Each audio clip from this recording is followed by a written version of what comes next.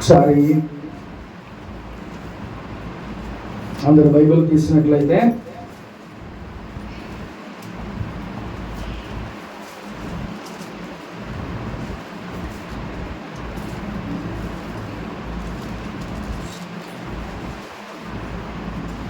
అందరు బైబిల్ తెచ్చారా? ఏమా తెచ్చారా? తెచ్చారా అందరూ? Very good. అదే పర్ఫెక్ట్గా మాట్లాడుతుంది. అది చూపించండి దాచుకున్నారు. Very good, very good. Bible చక్కగా తీసుకురావాలి. మనం ఎక్కడికి వెళ్తున్నాం? పార్క్ కాదుగా. పార్క్కి వెళ్ళి బైబిల్ తీసుకెళ్తామా? దేవుని సన్నిధికి వెళ్ళినప్పుడు మాత్రమే మనం బైబిల్ తీసుకొస్తాం. కాబట్టి అది మనకు ఒక ధైర్యం. కాబట్టి మనం బైబిల్ని కంపల్సరీగా మనం యూజ్ చేయాలి. ప్రేమ దేవుని బిడ్డలారా, సరే, ప్రతి ఒక్కరి ఆలోచనలు ఎలా ఉంటాయి అంటే, మేము నీతిమంతులుగా ఉంటున్నాం, యథార్థవంతులుగా ఉంటున్నాం, కానీ మేము ఎందుకు ఆశీర్వదించబడట్లా, లేకపోతే మేము ఎందుకు ఉన్నత స్థితిలోకి వెళ్ళట్లా, లేకపోతే మాకు ఎందుకు స్వస్థత రావట్లా, ఇలాంటివి మనం ఆలోచించుకుంటూ ఉంటాం. అవునా కదా? అనుకుంటూ ఉంటాం. ఒకసారి మా వాళ్ళు చూస్తే అంతే ఎదుగుతున్నారు, లేకపోతే హిందువులు చూస్తే వాళ్ళేంటి ఆ స్థితిలో ఉన్నారు, మేమేంటి నిజమైన దేవుని ఆరాధన చేస్తున్నాం, మాకెందుకు ఈ శ్రమలు, మాకెందుకు ఈ బాధలు అని చాలా మందికి ఈ ఆలోచనలు వస్తూ ఉంటాయి. అవునా కదా? అందరికి వస్తారు ఈ మాటలు, ఈ ఆలోచనలు అందరికి కూడా ఉంటానే ఉంటాయి. కాబట్టి మనం ఏమనుకుంటామంటే, అరే ఇంత యథార్థంగా బ్రతుకుతున్నాం, ఇంత నీతిమంతులుగా బ్రతుకుతున్నాం, మనం ఎందుకు ఆశీర్వదించబడట్లా, అవతలుడు అసలు దేవుళ్ళో ఉండకపోయినా వాడు ఎంతగా ఆశీర్వదించబడుతున్నాడు, ఇలాంటివి చాలా మనం ఆలోచనలు కలిగి మనం ఉంటాం. ఏమంది ఏమంటారు? అవునా కదా?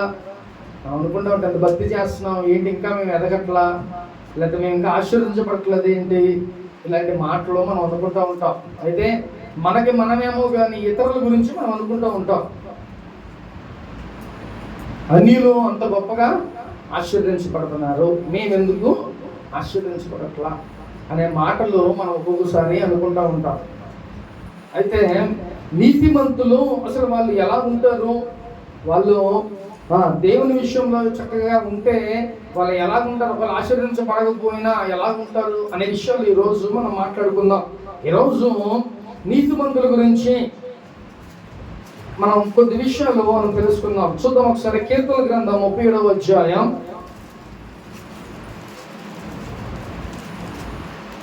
కీర్తన గ్రంథం 37వ అధ్యాయం 16వ వచనం ఒకసారి చూద్దాం. నీతిమంతునికి కలిగినది కొంచెమైనను బహుమంది ధన సమృద్ధి కంటే శ్రేష్టము. చాలు. హల్లెలూయా. ఇక్కడ దేవుడు ఏం మాట్లాడుతున్నాడంటే, నీతిమంతునికి కలిగినది కొంచెమైనా కూడా అది ఎలాగంటదంట? శ్రేష్టంగా ఉంటుంది. ఒకవేళ అవతల వ్యక్తులకి అంటే భక్తిహీనులకి అధికంగా డబ్బులు ఉన్నా కూడా వాళ్ళకి ఎలా ఉంటుందంట?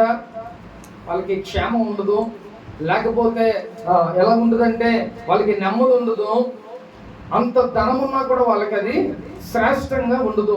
అయితే నీతిమంతులుగా ఉన్న వారికి అది వాళ్ళకి కొంచెం ఉన్నా సరే, వాళ్ళకి కలిగినది కొంచెమైనా కూడా వాళ్ళకి ఎలా ఉంటుందంటే సమృద్ధిగా ఉన్నట్టుగా ఉంటుంది. కాబట్టి ఈరోజు నువ్వు నీతిమంతులుగా ఉంటున్నావా? ఏమండి, అసలు నీతిమంతులు అంటే ఏంటి తెలుసా? నీతిమంతులు అంటే ఎవరు? నేను సమాధానం చెప్తే బాగుంటుంది. నీతిమంతులు అంటే ఎవరండి? తాగుబోతున్నారు, తిరిగిపోతున్నారు. ఎవరండి చెప్పరా?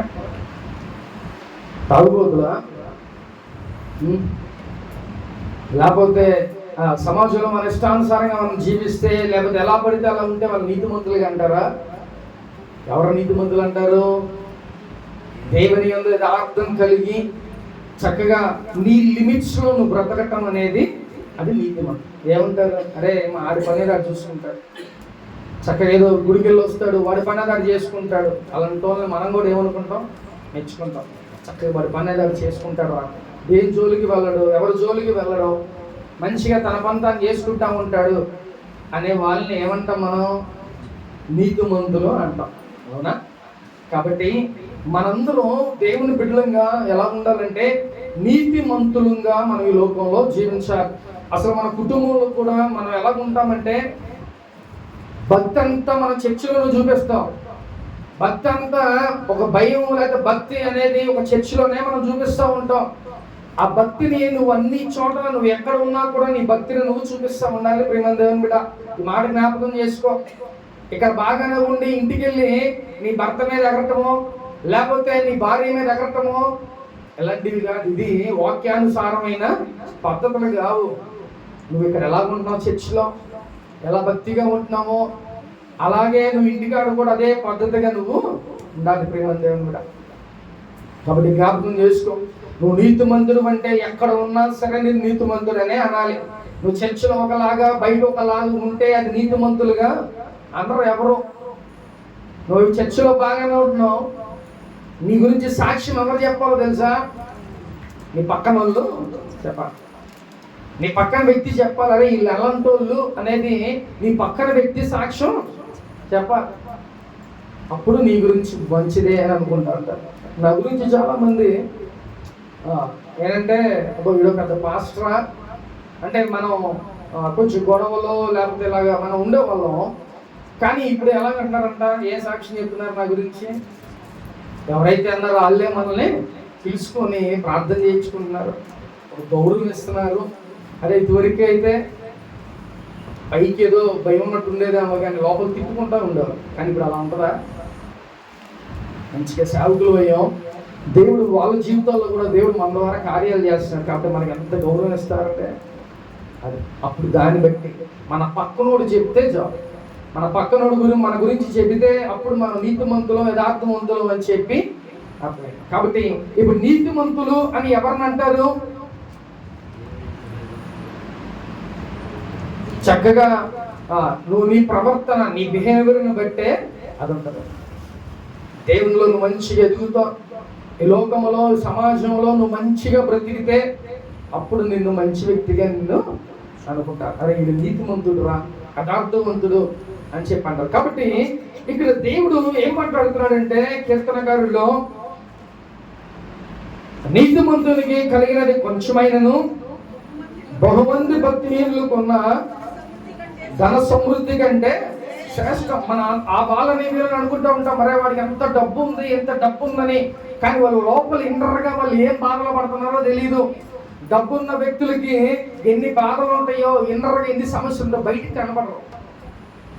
కానీ మనకు కొద్దిగా ఉన్నా సరే దేవునిలో మనకి సంతోషంగా ఉంటుంది. కొద్దిగా ఉన్నా కూడా మనకి ఆరోగ్యం ఉంటుంది. కొద్దిగా ఉన్నా మనకి సమృద్ధిగా ఉండి సమాధానం మన కుటుంబాల్లో ఉంటాయి. ప్రియమైన దేవుని మీద హల్లెలూయా. కాబట్టి నువ్వు నీతిమంతుడు అయితే, నువ్వు నీతిమంతురాలు అయితే, నువ్వు దేవుని సన్నిధిలో ఎలా ఉన్నావో నీ ఇంట్లో నీ యొక్క వీధిలో కూడా నువ్వు అలాగే ఉండాలి. అర్థమవుతుందా? నీతిమంతుడు ఒక ట్యాగ్ తగిలించుకుంటే సరిపోదు, నీ బిహేవియర్ ఏమైపోవాలి, చేంజ్ అవ్వాలి. నోరు తెరిస్తే చాలరా బాబు వీళ్ళు మనం వినలేం అనే మాటలు మనం అనిపించుకోకూడదు. అర్థమవుతుందా? దేవుని బిడ్డలంగా నువ్వు తగ్గించుకొని ఉండాలి. దేవుని బిడ్డలంగా నువ్వు ఓర్చుకునే వాళ్ళలాగా ఉండాలి. చక్కగా నువ్వు నీతిమంతుడుగా అని ఒక్కరు నీ ఇంట్లో వాళ్ళు చెప్పడం కాదు, నీ ఇరుగు పొరుగు వాళ్ళు చెప్పాలి నీ గురించి. నీ యొక్క స్నేహితులు చెప్పాలి, అరే నిజంగా నీతిమంతుడురా, వాడు యథార్థవంతుడురా అని వాళ్ళు చెప్పాలి. ప్రియమంతా కాబట్టి నువ్వు ఎలా జీవిస్తున్నావు? నేను నీతిమంతుడిగా అంటున్నారా ఈ లోకంలో?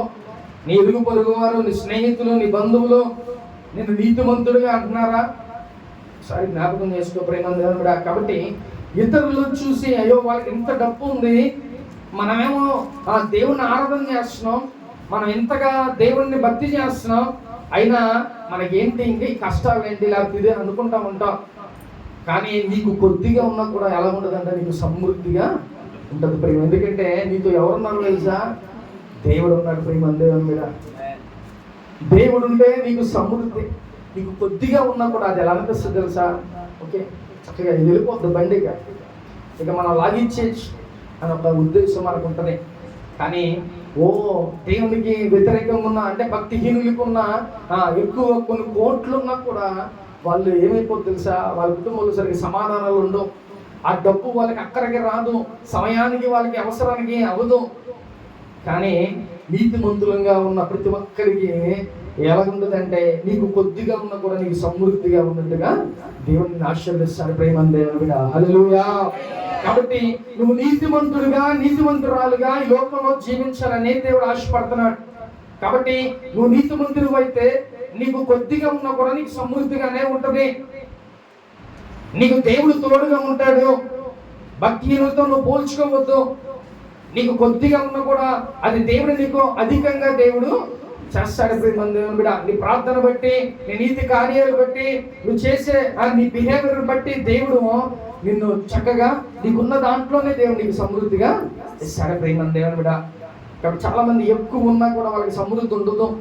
సమయానికి వాళ్ళకి అవకాశాలు లేకపోతే సమయానికి వాళ్ళకి అక్కడికి రావు అవన్నీ కూడా. కానీ నీతిమంతులైన నీకు దేవుడు నీకు తోడుగా ఉంటాడు కాబట్టి నీకు ఎన్ని బాధలు వచ్చినా దాంట్లో సంతోషంగానే ఉంటుంది. ఒకవేళ దేవుడు లేకపోతే అలాంటి టెన్షన్స్ ఉంటాయి. అమ్మో నా పరిస్థితి ఏంటి, లేకపోతే రేపు నాది ఎలాగ నా పరిస్థితి, నా ఫ్యూచర్ ఏంటి అనే ఆలోచనలతో మనం ఉంటాం. కానీ భక్తిహీనులతో ఎప్పుడు కూడా నువ్వు పోల్చుకోవద్దు. ప్రేమ దేవుని మీద, నువ్వు దేవుని బిడ్డవి. అలాగే నిన్ను రీప్లేస్ చేసే వాళ్ళు ఎవరికి లేరు. ఇక ఒకరితో పోల్చుకునే వ్యక్తులు కాదు మనం దేవుని బిడ్డలం కాబట్టి మనం ఎలాగా సురేంద్ర అదవుతుందా? మీరే అంటే మనం ఎవరితో పోల్చుకునే వ్యక్తులం కాదు. నువ్వే ఒక శక్తివంతుడివి, నువ్వే గొప్పవాడివి, దేవునిలో ఉన్నావు కాబట్టి నీకు నువ్వే గొప్పవాడే. కాబట్టి నువ్వు నీతిమంతుడిగా ఉంటే దేవుడు చక్కగా నీకు సమృద్ధిని నీకున్న దాంట్లోనే నీకు సమృద్ధిగా సంతోషంగా ఉండే స్థితిని దేవుడు నీకు తీసుకొస్తాడు. ప్రేమ దేవుడు. కాబట్టి ఈరోజు నువ్వు అతి విధంగా నీతిమంతురాలుగా ఈ లోకంలో నువ్వు జీవిస్తున్నావా? ఒకసారి జ్ఞాపకం చేసుకో. లేకపోతే మనలో కూడా అనేక మంది వాళ్ళు అనేవాళ్ళు ఉన్నారేమో, ఒకసారి జ్ఞాపకం చేసుకో. కాబట్టి నువ్వు నీతిమంతుడిగా ఈ లోకంలో ఉండాలని దేవుడు ఆశపడుతున్నాడు. ప్రేమ దేవుని బిడ్డ, హల్లెలూయా. చూద్దాం అదే 37వ అధ్యాయం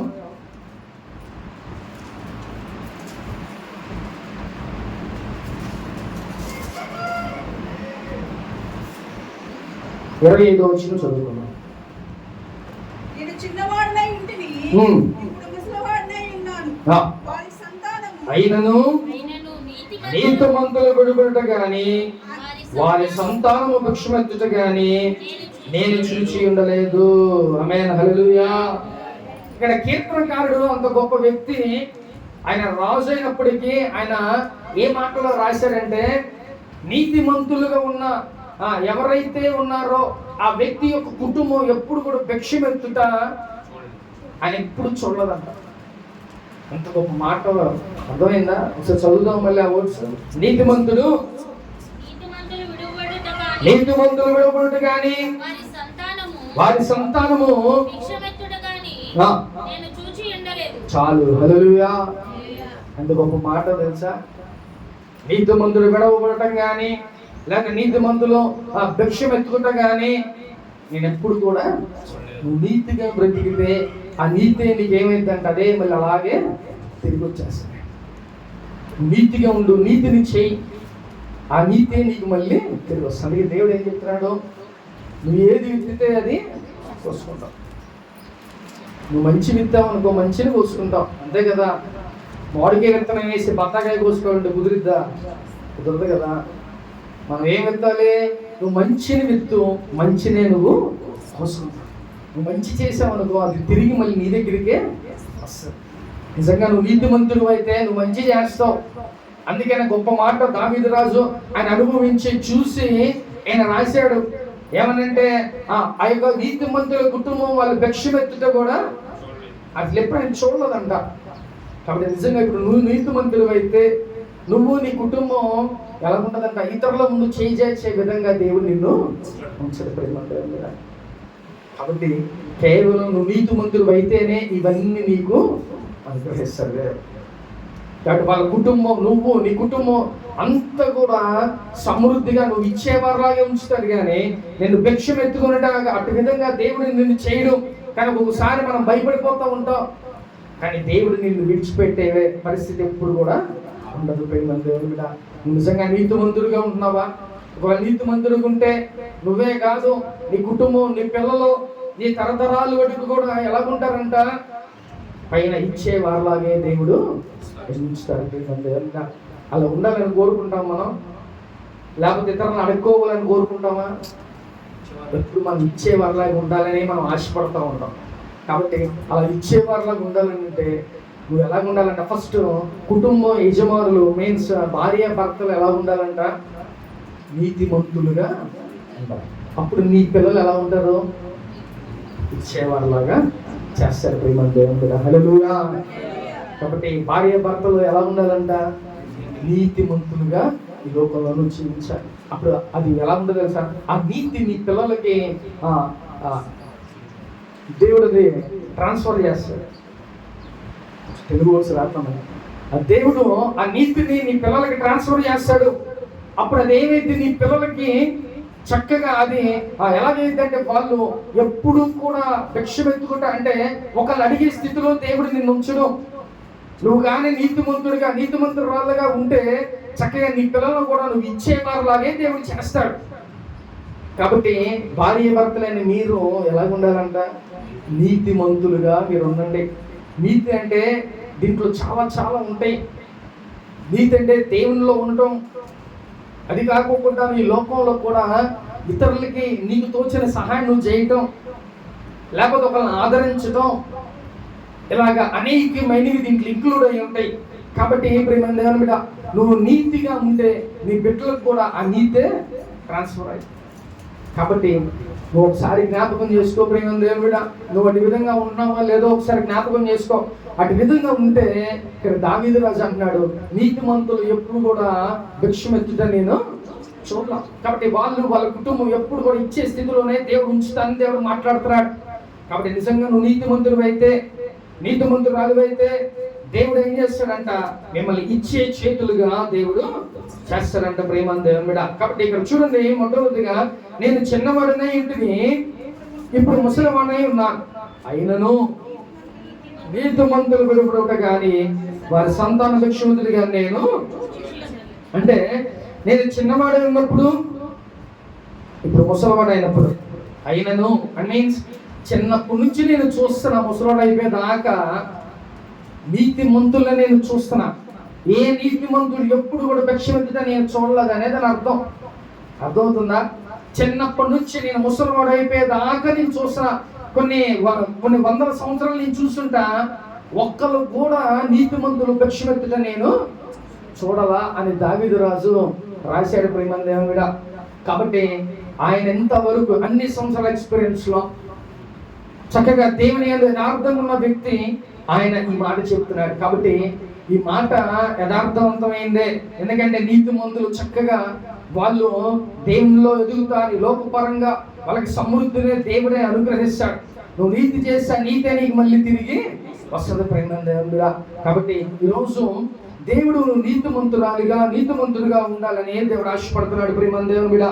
కాబట్టి వారి సంతానం, మీరు మీ సంతానం అంతా కూడా ఇచ్చేవారిలాగే దేవుడు చేస్తారు. ఒకళ్ళు అడిగేవారిలాగా చేయడం, మిమ్మల్ని ఇచ్చేవారిలాగే దేవుడు చేస్తారు. ప్రేమ దేవుడా. చూద్దాం ఒకసారి అదే కీర్తన గ్రంథం 34వ అధ్యాయం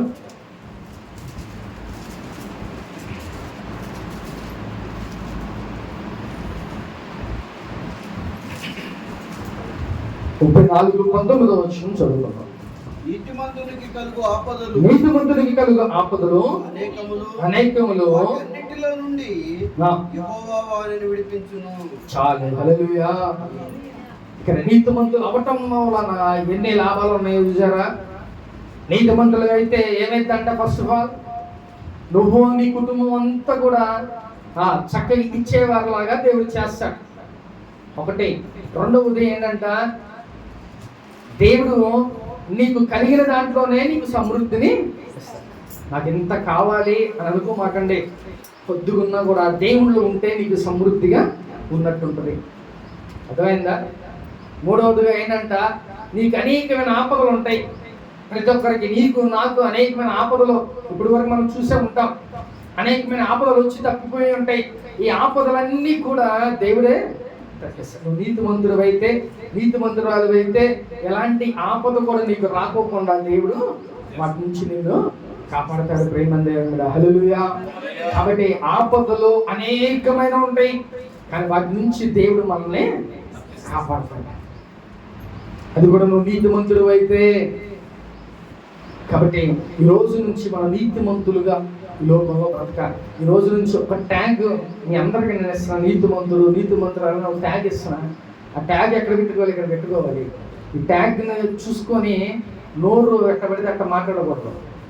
అప్పుడు నీతిమంతులు అంటారా? మంచిగా ఉన్నాం అనుకో, ఏమంటారు? పాప ఏమన్నా కూడా నోరు కూడా చెప్పారు నా పాప. దానికి ట్యాగ్ సరిపోదు. ఏ ట్యాగ్? నీతిమంతుడు నీతిమంతురాలు అనే ట్యాగ్ లోపల ఉంచుకోండి, లేదా బయట ఉంచమంటే పుట్టిస్తాను నేను. అర్థమవుతుందా? ఈ ట్యాగ్ కింద నీ నీతిమంతుడిని నీతిమంతురాలని నువ్వు అనుకుంటే ఎన్ని ఆపదలు రాని, ఎన్ని నిందలు రాని, అవమానాలు రాని, వాటి నుంచి మన నోరు ఏమీ జారం, లేకపోతే మన బిహేవియర్ చేంజ్ చేసుకోం. నువ్వు ఎలాగున్నావో నువ్వు అలాగే వస్తే వెళ్ళిపోతూ ఉంటాయి నీ లైఫ్లో. కానీ నీ క్యారెక్టర్ నువ్వు మార్చుకోవద్దు ప్రేమందేవుడా. కాబట్టి నువ్వు నీతిమంతుడిగా నీతిమంతురాలుగా ఉండాలని దేవుడు ఆశపడుతున్నాడు. ప్రేమందేవుడా, హల్లెలూయా. కాబట్టి ఇక్కడ అనేకమైన ఆపదలు వస్తాయని చెప్పి కీర్తనకారుడు రాస్తున్నాడు. అయితే నీతిమంతుడైతే ఏమైందంట? నీతిమంతుడు కలుగు ఆపదలు అనేకములు, వాటి అన్నిటిలో నుండి యెహోవా వారిని విడిపించిన. చాలా సార్లు మనకి యాక్సిడెంట్స్, లేకపోతే చాలా సార్లు మనకి అనేకమైన రోగాలు రావటము, చాలా సార్లు అనేకమైన ఆపదలు మన వెంటాడే ఉండొచ్చు. కానీ వాటన్నిటి నుంచి దేవుడు మనల్ని అనేకమైన సార్లు దేవుడు మనల్ని విడిపించాడు. అవునా కాదా? చాలా సార్లు మనల్ని విడిపించాడు. కొన్ని యాక్సిడెంట్ అయితే అసలు మనం చచ్చిపోవాలి. అలాంటి వాటి నుంచి దేవుడు మనల్ని విడిపించాడా లేదా? కదా? ఎందుకని విడిపించాడు? నువ్వు ఏదో నీతి చేస్తుంటావు, ఆ నీతి అప్పుడు నీకు ఉపయోగపడదు. దేవుడు నిన్ను కాపాడుతాను. నువ్వు నీతి మంచి చేయి, మంచిగా ఉండు, మంచిగా బ్రతుకు, దేవుడు నిన్ను కాపాడటం బట్టి గ్యారెంటీ. అందుకనే 91 కీర్తనలు అంటాడు, నిన్ను కాపాడుటకు ఆయన దూతలు నీకు కాపుదలుగా ఉంటాయి. నేను ఎత్తు పట్టుకుంటే నీకు ఎలాంటి దెబ్బ తగలకోకుండా నేను ఎత్తు పట్టుకొని ఉంటాయి. కాబట్టి ఆయన కమాండ్ చేశాడు తన దూతలకి, నీతిమంతులు ఎవరో, తన బిడ్డలు ఎవరో, వారికి దేవుడు దూతలు కాపుదలుగా ఉండాలని దేవుడు ఆజ్ఞ ఇచ్చాడు. అందుకనే అనేకమైన ఆపదలు వచ్చిన ఆపదల నుంచి దేవుడు మనల్ని తప్పిస్తున్నాడు. ప్రేమందేవుడా, నువ్వేదో అనుకో, మాకు అబ్బా తప్పిపోయిందిలే అని అనుకుంటున్నావు, కానీ దేవుడు నిన్ను వెనక నుంచి ప్రొటెక్ట్ చేస్తాడు. దేవుడు వెనక నుంచి నిన్ను కాపాడుతున్నాడు, ఆపదల నుంచి నిన్ను రక్షిస్తున్నాడు అనేది నువ్వు ఆలోచించుకో.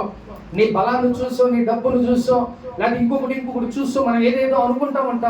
మన ఏది కూడా, మనకున్న టాలెంట్ కూడా మనకి సరిపోదు. కానీ దేవుడు మనకి తోడుగా ఉంటే చాలు. ప్రేమందేవుడా, నీ ఆపదల్లో నీ దేవుడు నీకు తోడుగా ఉంటాడు. ఆ ఆపదల నుంచి దేవుడు నిన్ను విడిపిస్తాడు. లేకపోతే నీకు అనేకమైన రోగాలు వచ్చిన వాటి నుంచి దేవుడు నీకు విడుదలిస్తాడు, నీకు స్వస్థతనిస్తాడు, అనేకమైన ఆపదల నుంచి నిన్ను తప్పిస్తాడు. ప్రేమందేవుడా, కేవలం ఎవరనంట? ఓన్లీ నీతిమంతుల్నే. అర్థమవుతుందా?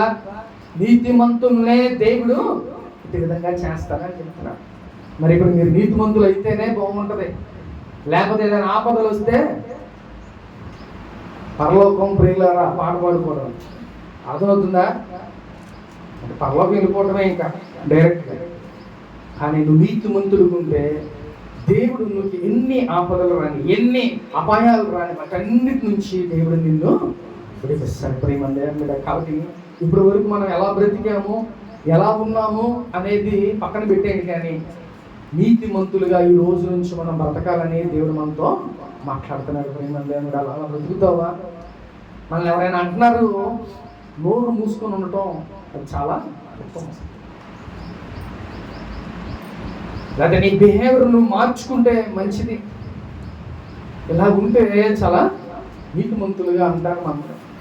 అంతే తప్ప ఎదుటోళ్ళు అంటే మనం కూడా నోరు పారేసుకోవటమో, లేదా ఎదుటోళ్ళంటే మన క్యారెక్టర్ మనం బయట పెట్టేసుకోవటమో ఇవన్నీ మంచి పద్ధతులు కాదు. ప్రియమైన దేవుని బిడ్డ, చక్కగా నువ్వు యథార్థంగా నీతిమంతులుగా దేవుని ముందు ఉండాలని దేవుడు ఆశపడుతున్నాడు.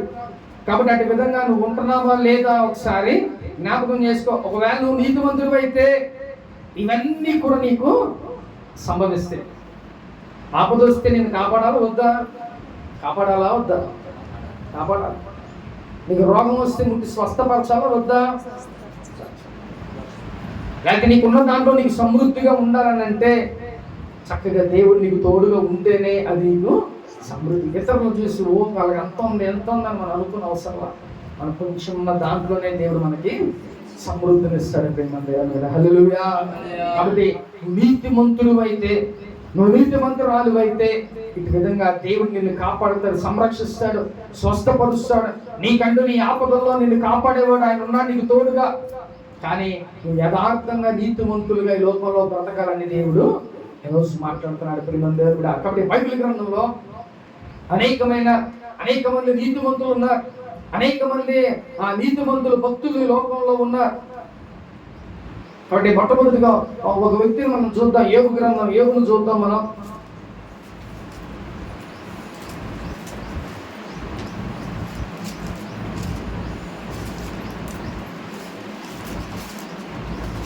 మొదటి అధ్యాయం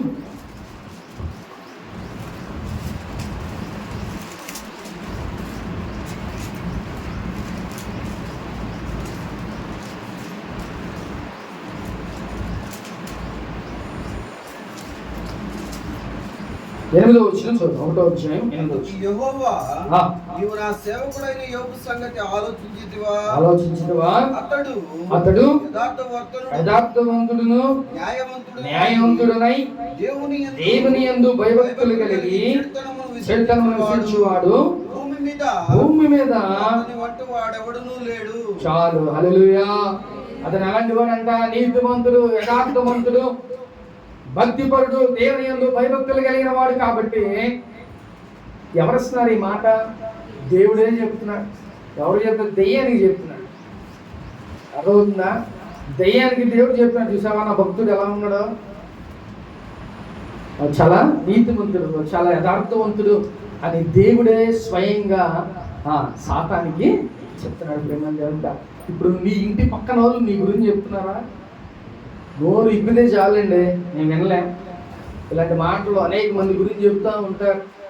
దయచేసి అలాంటి సాక్ష్యం లేకపోతే అలాంటి మాటలు మనం అనిపించుకోకూడదు. ప్రేమ దేవుని బిడ్డ, ఒకవేళ అలాంటి స్థితిలో ఉంటే ఈ రోజు నుంచి మనం అలా ఉండకూడదు. ఈ రోజు నుంచి మనం యథార్థవంతులుగా, నీతివంతులుగా మనం ప్రతి ఒక్కరికి కనపడాలి. యాక్షన్ వద్దు. చర్చిలో ఒకలాగా బయట ఒకలాగా వద్దు. ఇక్కడ ఎలాగ ఉంటున్నామో బయట కూడా మనం అలాగే ఉండాలి. ఇంట్లో కూడా అలాగే ఉండాలి. అర్థమవుతుందా?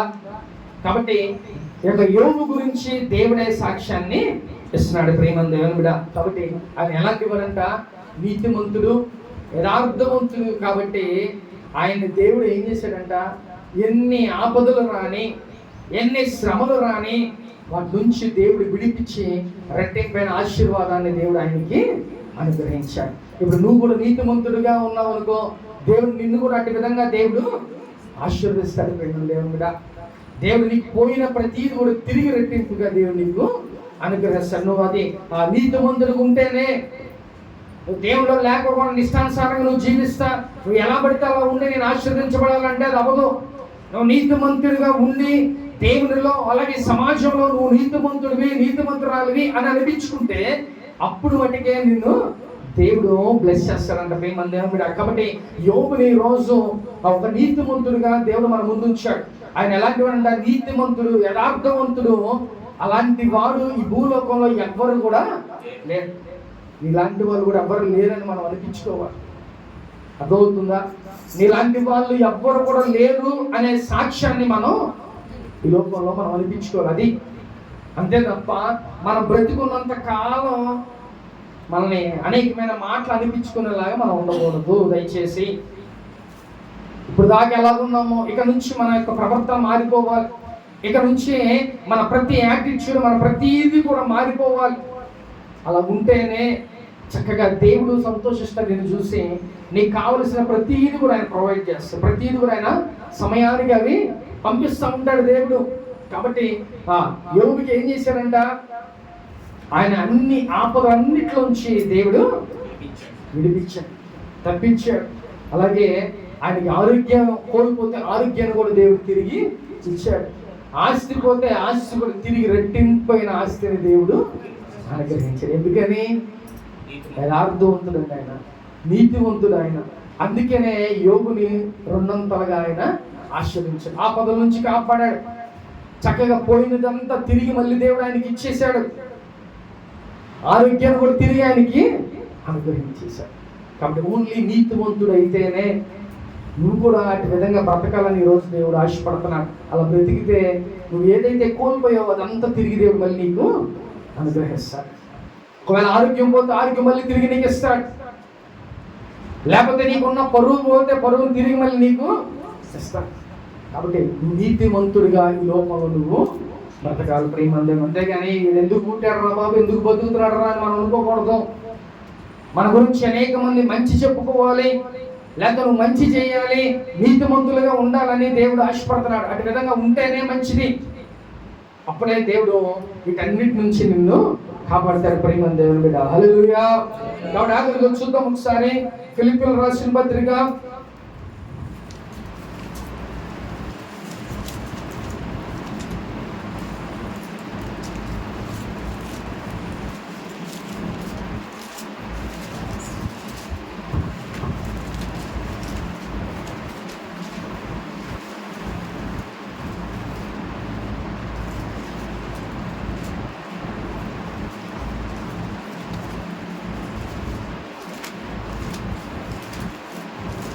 1వ అధ్యాయం 11వ వచనం చదువుకున్నాం. వారే క్రీస్తు దినమునకు ఫిలిప్పీయులకు రాసిన పత్రిక 1వ అధ్యాయం 11వ వచనం. మీరు శ్రేష్టమైన కార్యములను వివేచింపగలగొరగుటకు మీ ప్రేమ తెలివితోను సకల విధములైన అనుభవ జ్ఞానముతోను కూడినదై అంతకంతకు దేవునికి మహిమయు మీరు యేసుక్రీస్తు వలనైన నీతి ఫలములతో నిండిన కోరిన వారై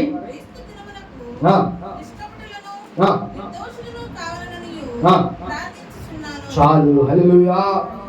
ఇక్కడ ఫిలిప్పీయులు రాస్తూ పౌలైన భక్తుడు ఫిలిప్పీయుల సంఘానికి రాస్తూ ఒక లేఖ రాశాడు. ఏమనంటే మీరు నిర్దోషులుగా ఉండాలి, యథార్థంగా ఉండాలి, అలా ఉండి ఇతరులకి మంచి చేయాలి, ఇతరులు సంతోషపెట్టేవారిలా ఉండాలి అని పౌలు భక్తుడు చెప్తున్నాడు. అలాగుంటే రేపు తీర్పు దినాన్న ఇవన్నీ లెక్కకి వస్తాయి. కాబట్టి చూద్దాం ఆఖరికి ఏం చెప్పారంట, మీరు యేసుక్రీస్తు వలనైన నీతి ఫలములతో నిండుకున్న వారై క్రీస్తు దినములకు నిష్కపటులను నిర్దోషులను కావాలని ప్రార్థించున్నాను. దేవుని యొక్క రాకడ సమయానికి, దేవుని వచ్చే సమయానికి, తీర్పు దినానికి నువ్వు ఎలాగుండాలంట? నిష్కపటంగా, యథార్థంగా, నిర్దోషులుగా దేవుని ముందు నువ్వు ఉండాలని ఆశపడుతున్నాడు. పౌలు భక్తుడు ఫిలిప్పీయుల సంఘానికి లేఖ రాస్తూ, సంఘమా మీరు ఈ విధంగా ఉండాలని ఆయన లేఖ రాశాడు. కాబట్టి ఆ సంఘమైన మనం కూడా ఎలా ఉండాలంట? రేపు దేవుని ముందు నుంచునేటప్పుడు నువ్వు నిష్కపటంగా, యథార్థవంతుడిగా, నీతివంతుడిగా దేవుని దగ్గర నువ్వు కనబడాలి. అంతేగాని ఇతరుల ముందు పోట్లాడేవారు లాగా, ఇతరులని తన్నేవారు లాగా, లేకపోతే ఇతరుల ముందు ఎలా పడితే అలా జీవించేవారు లాగా ఉండకూడదు. అర్థమవుతుందా? పౌలు ఏం చెప్తున్నాడు? సంగమా మీరు ఎలా ఉండాలంట? నిష్కపటంగా, నిర్దోషత్వంగా, దేవుని ముందు నీతిమంతులుగా నువ్వు ఉండాలని దేవుడు ఆశపడతాడు. రేపు ఈ లోకంలో నువ్వు ఇలా బ్రతుకుతా దేవుని దగ్గర ముంచోవాలంటే ఎలా ఉంటుందండి? ఊరు నాయనో ఈయనంత గయ్యాలు ఉండదు, లేకపోతే ఈయనంత గొడవలు చేసేవాడు ఉండడు, ఇలాంటి మాటలు మనం అనిపించుకో. రేపు దేవుని ముందుకు వెళ్తే చాలా ఎలా ఉంటుంది చెప్పుకోవడం కూడా అది బాగోదు. కాబట్టి దేవుని ముందు నువ్వు ఉన్నప్పుడు దేవుడు కూడా ఏమనుకోవాలి? చక్కగా యోబుకి ఎలాంటి సాక్ష్యం ఇచ్చాడు, నీకు అలాంటి సాక్ష్యాన్ని ఇచ్చాడు. గతం ఓకే అదే వదిలేసాడు, కానీ ఇప్పుడు ఎప్పుడైతే నువ్వు రక్షణ పొందుకొని దేవుని బిడ్డగా అయ్యావో అప్పటి నుంచి నీ పాత జీవితాన్ని నువ్వు వదిలేసేయాలి. నువ్వు పాత జీవితంలో గొడవలు చేసేదానివా? పాత జీవితంలో నువ్వు గొడవలు చేసేవాడివా? అంటే అసలు దేవుని దగ్గరికి వచ్చేసావు, దాన్ని విడిచిపెట్టే, అయిపోయింది కదా గతం గత. లేకపోతే దేవుడిలో నువ్వు ఉంటున్నావు, మంచిగా ఎదుగుతూ మళ్ళీ ఆ స్థితిలోకి మనం వెళ్ళబోతున్నాం. కాబట్టి రేపు దేవుని దగ్గర నుంచున్నప్పుడు ఎలా ఉండాలంటే నువ్వు నిష్కపటంగా, అంటే ఒక అమాయకత్వంగా, లేకపోతే వీడు ఏమీ చేయడు, లేకపోతే వీడు ఏమి ఎవరినైనా అన్నా కూడా ఏమి అనే మనిషి కాదు అనేలాగా దేవుని ముందు మనం రేపు నిల్చోవాలంట. కాబట్టి నువ్వు అటు విధంగా ఉండాలని అంటే ఇప్పటి నుంచి నీ ప్రవర్తనని మార్చేసుకో. ఇప్పటి నుంచి నీ ప్రతిదీ మాట, చూపు, ప్రవర్తన, నడక, పడక, ప్రతిదీ కూడా నువ్వు మార్చేసుకో. అప్పుడు రేపు దేవుని దగ్గరికి వెళ్ళి అక్కడ నుంచునే టైంలో నువ్వు చక్కగా యథార్థవంతుడుగా నువ్వు అక్కడ కనపడాలి. నిష్కపటంగా, అంటే ఏమీ తెలియని వ్యక్తిలాగా నువ్వు అక్కడ ఉండాలి. ప్రేమ దేవుని మీద అలా ఉండటానికి ప్రయత్నం చేయండి. ప్రయత్నం చేస్తే అది మన సక్సెస్ అయింది. సామెత ఇంగ్లీష్లో try and try but don't try అంటారు. ప్రయత్నం చేయగానే ఎవరో మాకు ప్రయత్నం చేస్తే కంపల్సరీగా అది మనం సాధిస్తాం. కాబట్టి నువ్వు ప్రయత్నం చేస్తే అలా ఉండటానికి ప్రయత్నం చేస్తే పరిశుద్ధాత్మ దేవునికి సహాయాన్ని అందిస్తాడు. కాబట్టి మనం చక్కగా పరిశుద్ధాత్మ సహాయాన్ని కోరుకొని మన పాత రోత జీవితాన్ని విడిచిపెట్టేసి దేవుని ముందు రేపు నుంచునేటప్పుడు నువ్వు నిష్కపటురాలుగా, లేకపోతే నీతిమంతుడుగా, యథార్థవంతుడుగా చక్కగా ఆయన ముందు నువ్వు నిల్చోవాలి. అది దేవుడు కోరుకుంటున్నాడు. అందుకే ఫిలిప్పీలో ఆ సంఘానికి కూడా పౌలైన భక్తుడు రాస్తూ చెప్తున్నాడు, అయ్యా రేపు దేవుని ముందు మీరు నుంచునేటప్పుడు యథార్థంగా మీరు ఉండాలయ్యా, నిష్కపటంగా ఉండాలి. అలా ఉంటే రేపు దేవుడు కూడా చక్కగా సంతోషిస్తాడు అని దేవుడు చక్కగా ఆయన సంతోషిస్తాడని పౌలు భక్తుడు సంఘానికి చెప్తున్నాడు. కాబట్టి ప్రేమ సంఘమా, దేవుడు కూడా మీరందరూ నిష్కపటంగా, యథార్థంగా, నీతిమంతులుగా ఉండాలని ఈరోజు దేవుడు మీతో మాట్లాడుతున్నాడు. అదే విధంగా ఉందామా? అందరం నీతిమంతులుగా, నీతిమంతురాలుగా ఉందామా? ముందుకు ఒకసారి చేతులు నీతిమంతులుగా ఉంటాం ఈ రోజు నుంచి. కాబట్టి ప్రయత్నం చేయండి. చక్కగా మన నోరుని కాల్చుకుంటే అన్నీ బాగానే ఉంటాయి. అర్థమవుతుందా? మన ఊరిని మాట జారేస్తే మళ్ళీ మన వెనక్కి తీసుకోలేము అంటారు. కాబట్టి జాగ్రత్తగా మన నోటిని మనం కాల్చుకోవాలి. ప్రతీది కూడా మన మైండ్, ప్రతీది కూడా మన కంట్రోల్లో ఉంచుకొని ఈ లోకంలో యథార్థంగా మనం బ్రతకాలని దేవుడు ఈరోజు మనతో మాట్లాడుతున్నాడు. కాబట్టి ఇప్పుడు దేవుడు నీతివంతులు అంటే ఎవరు, అసలు నీతిమంతులు అయితే వాళ్ళకి ఏమేమి వస్తుంది ఈరోజు మనం మాట్లాడుతున్నాం. అర్థమైందా? నీతిమంతులు ఎవరండి?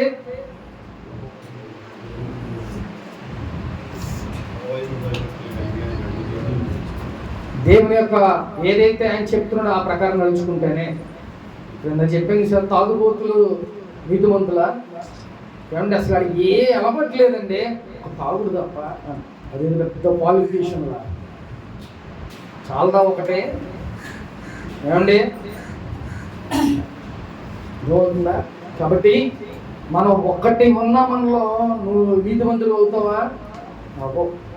కాబట్టి ఈరోజు నీతిమంతులు ఎవరయ్యా అంటే మనమే, దేవుని బిడ్డలుగా మనమే నీతిమంతులు. కాబట్టి నీతిమంతులుగా ఉండాలంటే ఎలా ఉండాలంట? చర్చిలో మౌనంగా ఉంటున్నారు. మనం స్కూల్లో మేము ఎల్కేజీ వెళ్ళినప్పుడు పిన్ డ్రాప్ సైలెంట్ అనగానే వెళ్తాం. అర్థమైందా? ఎలా ఉంటారు? చేతులు కట్టుకొని నోటి మీద వేలేస్తారు, అంతే కదా. పిన్ డ్రాప్ సైలెన్స్ అనగానే ఎల్కేజీ పిల్లలకి అదే ఫస్ట్ నేర్పుతారు. ఇలా చేతులు కట్టుకొని ఫింగర్ వేస్తారు. మనం ఇక్కడ ఎలా ఉంటున్నాం? నీ ఇంట్లో కూడా నీ భర్త ముందు అలాగే ఉండాలి, లేకపోతే నీ భార్య ముందు కూడా నువ్వు అలాగే ఉండాలి. ఫస్ట్ సాక్ష్యం ఎక్కడి నుంచి రావాలండి? నీ ఇంట్లో నుంచే సాక్ష్యం రావాలి నీ గురించి. అర్థమైందా? నీ భార్య, నా భర్త మంచోడండి, నా భర్త ప్రార్థన చేసుకుంటాడు అని చెప్పాడు. ఒకరోజు నేను అలసిపోయి ప్రార్థన చేసుకోకుండా వస్తే తర్వాత స్నానం చేసుకోకుండా పాస్టర్ గారు ఇందుకు ప్రార్థన చేసుకోవేంటి అంటే చెప్తున్నా, మన ఇంట్లోనే మనకి సాక్ష్యం ఉండదు. అర్థమవుతుందా? నేను గంటల ప్రార్థన చేసి తెల్లవారు శామంలా చేసి ఒకరోజు చెప్తేనే అంటాం. అంటే మనల్ని ఎప్పుడు అబ్జర్వ్ చేసే వాళ్ళే మన గురించి సాక్షి. ఫస్ట్ ఆఫ్ ఆల్ మన కుటుంబమే మనకి సాక్ష్యం. భర్త భార్య గురించి చెప్పాలి, ఏది నిజం చెప్పాలి, సోది చెప్పకూడదు. ఏం చెప్పాలి? ఏం ప్రార్థన చేసుకోడయ్యా, ఇటుపైన తిరుగుతూ ఉంటాడు, లేదు ప్రార్థన చేసుకుంటాడు అనుకో, ప్రార్థన చేసుకుంటాడయ్యా అని. అవునా? కాబట్టి ఫస్ట్ ఆఫ్ ఆల్ ఎక్కడి నుంచి వచ్చింది మనకి సాక్ష్యం? నువ్వు నీతిమంతురాలివి అని అంటే నీ కుటుంబంలో నుంచి ఒక సాక్ష్యం వస్తుంది. అర్థమవుతుందా? కాబట్టి నీ కుటుంబంలో నువ్వు సంఘంలో ఎలా ఉంటున్నావో, నువ్వు ఎలా కనబడుతున్నావో అలాగే నీ ఇంట్లో కూడా నువ్వు ఉండాలి. అలాగే నీ యొక్క వీధిలో కూడా నువ్వు అలాగే ఉండాలి. అలాగే నీ ఊర్లో కూడా నువ్వు అలాగే ఉండాలి ప్రేమ దేవుడా. కాబట్టి యోబు నీతిమంతుడు తన యొక్క ఊర్లోనే కాదు పరలోకంలో కూడా దేవుడు సాతానికి సాక్ష్యం ఇస్తున్నాడు. కాబట్టి నీ నీతి ఎక్కడ ఉండాలంట? నీ యొక్క సంఘంలో ఉండాలి, నీ నీతి నీ యొక్క కుటుంబంలో ఉండాలి, నీ వీధిలో ఉండాలి, నీ ఊర్లో ఉండాలి. రేపు దేవుని దగ్గర కూడా నీతే ఉండాలి ప్రేమ దేవుడా. హల్లెలూయా. కాబట్టి అదే విధంగా నీతిగా నువ్వు బ్రతకాలంటే చక్కగా దేవుని మాటలు విను, దేవుని మాటల ప్రకారం నువ్వు జీవించు. వాక్యం విని వెళ్ళిపోయి అట్లా ఉండకపోతే అది నీకే నష్టం. దేవుడు ఎందుకు చెప్తున్నాడు, ఎందుకు అలా ఉండమంటున్నాడు అనేది అర్థం చేసుకోండి ప్రేమ దేవుని బిడ్డలారా. కాబట్టి ఈరోజు దేవుడు నీతిమంతులుగా ఉండమని చెప్తున్నాడు. కాబట్టి నీతిమంతులుగా ఎలా ఉండాలో దేవుడు చెప్తున్నాడు. అలాగే నీతిమంతులకి ఎలాంటి వస్తాయని చెప్పానంట, ఆపదలు వచ్చిన వాటన్నిటి నుంచి దేవుడు తప్పిస్తాడు. అలాగే ఇంకా అనేక రోగాలు వచ్చినాయి, లేకపోతే మనకి సమృద్ధి లేకపోయినా ఏదైనా కూడా దేవుడు మనకి సమృద్ధిని అనుగ్రహిస్తాడు. కాబట్టి ఇన్ని లాభాలు ఉన్నాయి. అలాగే నువ్వు నీ పిల్లలు ఎలా ఉంటుందంట, ఇచ్చేవారిలాగా దేవుడు చేస్తాడు. భిక్షం ఎత్తుకునేవారిలాగా. నీతిమంతుడు నేను ఎప్పుడు కూడా చూడాల. నేను చిన్నప్పటి నుంచి నేను ముసలివాడు అయిపోయేదాకా ఎప్పుడు కూడా నేను ఆ విషయాన్ని చూడాలా అని దావీదు రాజు చెప్తాడు. ఎంత గొప్ప మాట. కాబట్టి నిజంగా నీతిమంతుడు అయితే నువ్వు, నీ పిల్లలు, నీ కుటుంబం అంతా కూడా ఒకరికి ఇచ్చేవారిలాగే దేవుడు చేస్తాడు ప్రేమ దేవుడు. హల్లెలూయా. నీతిమంతుడుగా ఉండటం, నీతిమంతురాలుగా ఉండటం, ఇన్ని లాభాలు, ఇన్ని యొక్క ఉపయోగాలు ఉన్నాయి. కాబట్టి ఈరోజు నువ్వు నీతిమంతుడికి యథార్థంగా ఉంటావా? సరే జ్ఞాపకం చేసుకోండి. ఇప్పుడు నీతిమంతుడు, నీతిమంతురాలు అనేది ఏం చేయాలి? మనం ఇక్కడ పెట్టుకో. ఏమనుకో నువ్వు? పక్కన వాళ్ళు సెకండ్గా ఉంది చెప్పండి. నేను నీతిమంతుడిని, ఓకేనా? నీతిమంతుడికి ఇప్పుడు ఎలా ఉంటుందో తెలుసా? ఫలానా వాసు గారు ఉన్నారండి, ఇప్పుడు ఆయన నా పక్కనే విజయవాడ, ఆయన చేస్తే నేను చూస్తాగా. ఇప్పుడు ఆయన మొన్న సంఘం నీ నీతిమంతుడిని అని చెప్పాడు, ఇదేంట్రా బాబు పెట్టమంటున్నాడు అనుకుంటాగా. కాబట్టి అదే భయం వేస్తుంది. అందుకనే ఇక్కడ మనస్సులో, మన హృదయంలో నువ్వు ఒక నీతిమంతుడుగా, నేను ఒక నీతిమంతుడు, నేను ఇలాంటి చేయకూడదు, నేను ఇలా ఉండకూడదు అనే మాట నువ్వు ఫిక్స్ అయిపోవాలి. ఇక్కడ అలా ఫిక్స్ అయిపోతే చక్కగా అట్లాగే నువ్వు బ్రతుకుతావు ప్రేమ దేవుడు. కాబట్టి నీతిమంతుడు అయితే నువ్వు, నీ పిల్లలు హ్యాపీగా అనేక మందికి ఇచ్చేవారిలాగా దేవుడు చేస్తాడు. నీకు కొద్దిగా ఉన్న దాంట్లో సమృద్ధిని దేవుడు నీకు ఇస్తాడు. నీకు అనేకమైన ఆపదలు వచ్చిన ఆపదల నుంచి దేవుడు నిన్ను కాపాడుతాడు ప్రేమ దేవుడు. హల్లెలూయా. కాబట్టి ఈరోజు నీతిమంతుల గురించి వాళ్ళు ఎలా ఉంటారు, నీతిమంతులుగా ఉంటే వాళ్ళకి ఏమేమి లాభాలు ఉంటాయి, ఇవన్నీ విషయాలు ఈరోజు మనం నేర్చుకున్నాం. కాబట్టి దేవుడు ఒకటే కోరుకుంటున్నాడు, మీరు అందరూ నీతిమంతులుగా ఉండాలని. ఈరోజు దేవుడు మనతో మాట్లాడుతున్నాడు ప్రేమ దేవుడ. అటు విధంగా ఉంటే మీకే లాభం, అటు విధంగా ఉంటే చక్కగా మీకే అనేకమైన లాభాలు ఉన్నాయి. కాబట్టి నీతిమంతులుగా బ్రతకటానికి ఇప్పటి నుంచైనా ప్రయత్నం చేయి. మనం ఎప్పుడు చచ్చిపోతామో తెలియదు. కాబట్టి ఇప్పటి నుంచన్నా నీతిమంతులుగా మనం బ్రతుకుదాం ప్రేమ దేవుని బిడ్డ. హల్లెలూయా. ఆత్మ చెబుతున్న మాట చెవులు వినుగాక. ఆమేన్. అందరూ మోకరించండి, ప్రార్థన చేసుకుందాం.